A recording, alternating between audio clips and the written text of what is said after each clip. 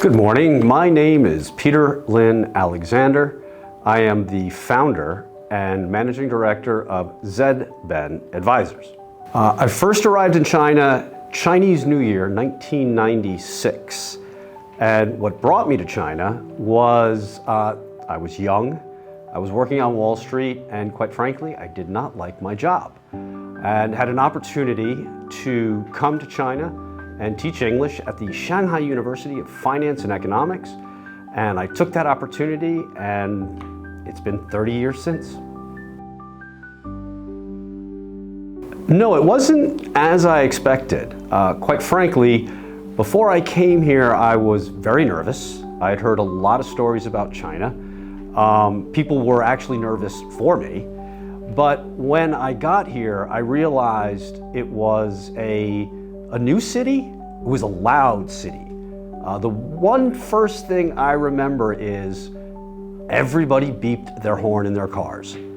Everybody. And I got driven from the original Hongqiao Airport. I don't think there was a highway at the time. We had to go on the streets, and was taken directly to my hotel. And I will tell you, the first experience I had was getting out of that little white van, and the people who were in control of me gave me 800 renminbi, which was a lot of money back then, and said, "Go buy a bicycle." And my response was, "Why?" And they said, "Because you're living here but teaching 5 kilometers away, and you need to buy a bicycle." And that frightened me to death, but I was in China and I was going to take the entire experience.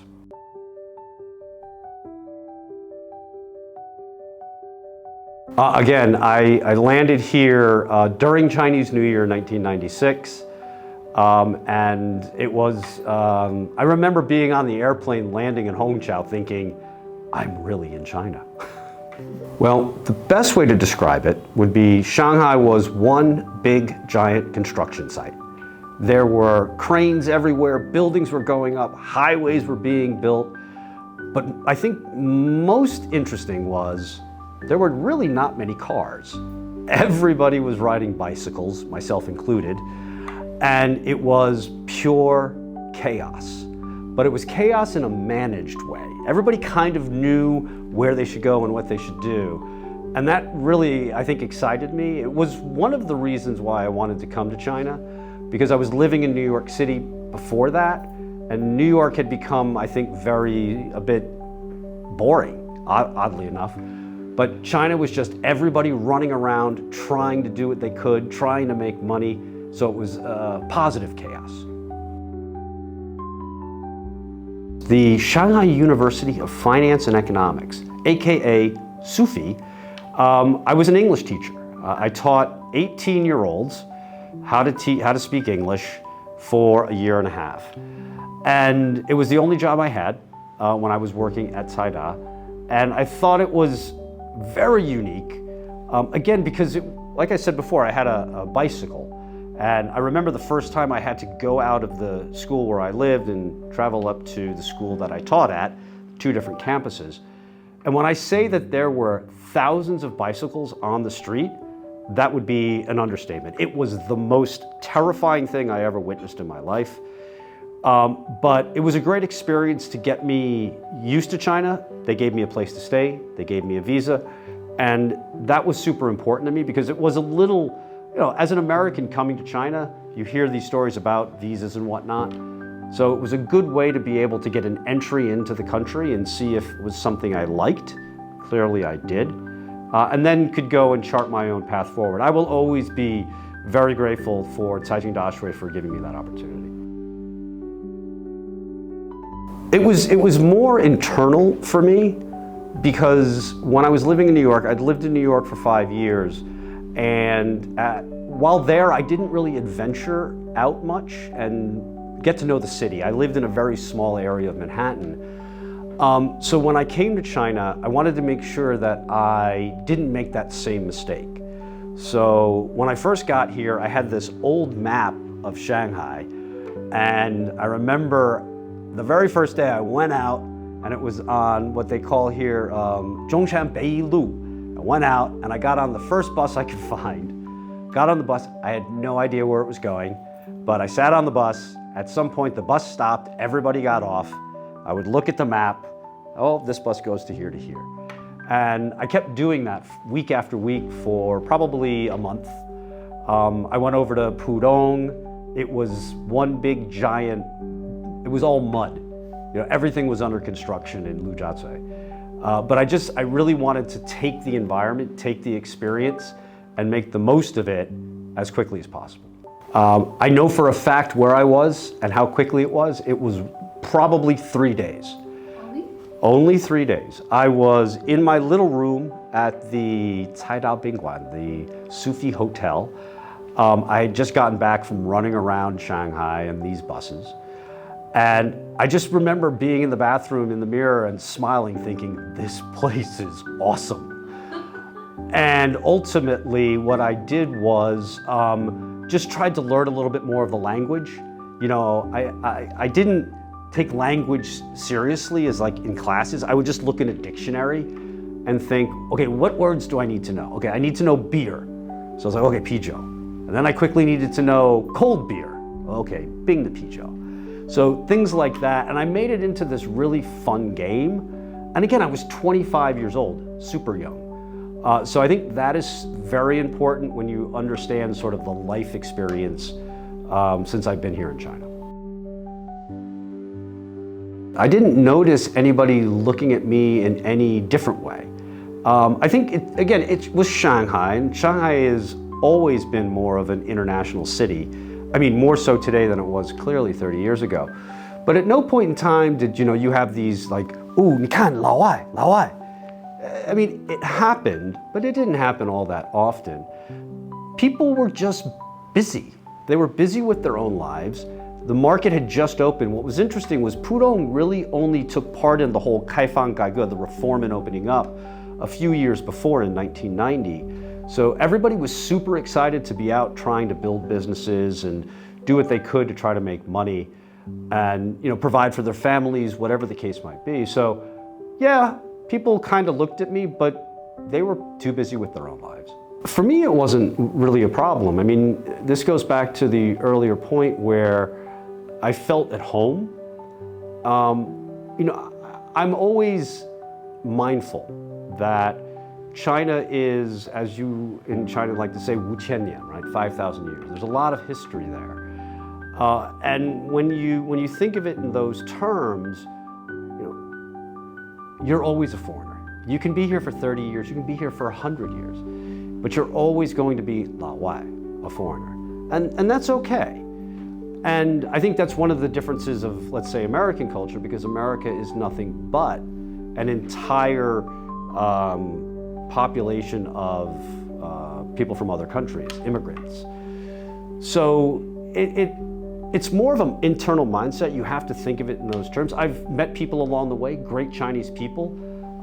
Honestly though, I wouldn't say I've made really deep relationship friends that I've had for 30 years. Most of the close relationships I have are other people that have a similar sort of life experience as me, people from America or from Europe or elsewhere. And I'm okay with that. I can still go out and have a good time with any Chinese that I run into. Again, it hasn't really impacted me because I think one of the reasons why I felt more comfortable in China than I had in the US is my personality, my DNA, if you will, was more aligned with the Chinese cultural sort of norms than the American.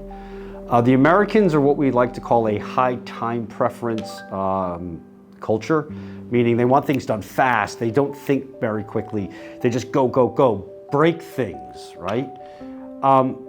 I try to be a little bit more thoughtful, not very successfully all the time, but I think and try to be thoughtful. China's more of a low time preference culture where they're able to think things through, they're able to take their time. And I think it was that balance of understanding the two and being able to be in the one culture that was more aligned, call it being more centered with who I am than anything else. So it wasn't a challenge. I think the challenge for me today is in the work that I do, being able to communicate that difference to the clients who are predominantly American companies they struggle with the differential in these two cultures. I guess the best would be an example of culture, and that would be centered on baijiu, alcohol. Especially, I mean, it still exists to this day, but it was really very central to ganbei with the Chinese anytime you were doing anything. And I just simply remember the first time that this happened to me. I think I was only in China for maybe a month, and the school, Sufi, said, let's get together for a dinner. And we got together for a dinner, sitting around. I was the only foreigner at the time at this table. And the person who was at the head of the table, the head of the, I think the international department, raised his glass, said, Peter, welcome, you are now our new friend, ganbei. We both chinked our glasses and did the shot of baijiu. It was okay. And then a couple of minutes later, the number 2 person from the Chinese side, same thing, stood up, ganbei, drank. Okay, that's 2 shots. They've each done 1. Third person did it.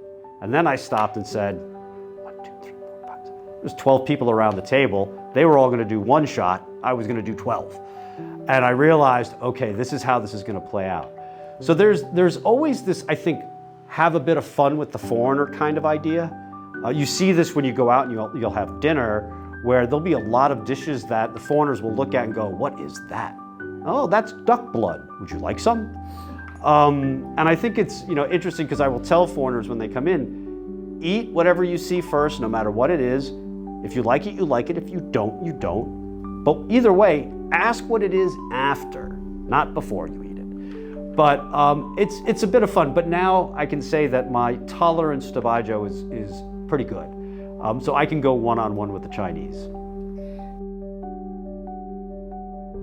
My lifestyle changed probably about 3 or 4 years ago for the first time. My lifestyle prior to COVID, essentially, had been very basic. The person I was when I got here in 1996 and the person I was in 2019 really was kind of similar. I wasn't, or nor have I ever really been someone who, I need this thing or I need this, new toy or whatever the case might be. If I have whiskey and I have cigarettes, I'm pretty happy. But then I met this amazing woman, very unexpectedly, quite frankly. And we started a new relationship, and she really opened my eyes to what life could be, to upgrade, if you will, and to try new things and take care of yourself and enjoy life, basically. She has been the absolute most precious thing that's come out of anything in the last 5 years, and she's an amazing wife now.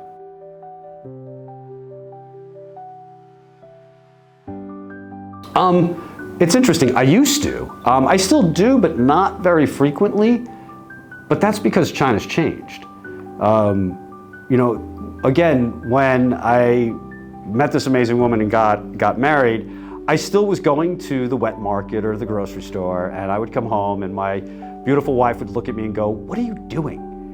And she would get her phone out and say, "We can order this online and have it delivered." I was stuck in my old habits and said, I like walking outside. And over time I realized, well, this is just stupid.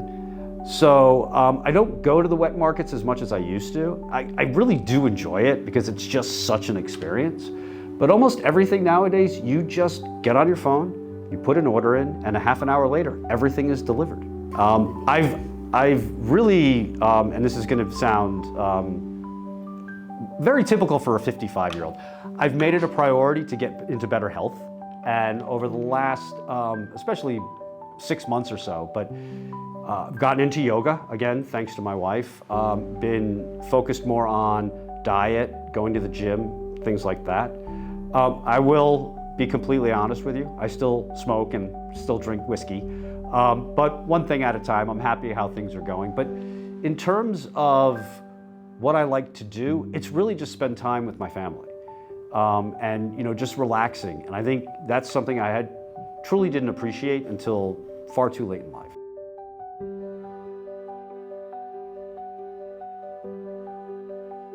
So my weekends are for 2 things. 1, relaxing. You know, again, speaking of, you know, what my life was before COVID, work, work, work. Everything was work. Now it's about balance. I work hard during the week, but on weekends, it's about relaxing and relaxing with this, again, beautiful, amazing woman who has opened my world, and 2 little dogs who are my everything right now.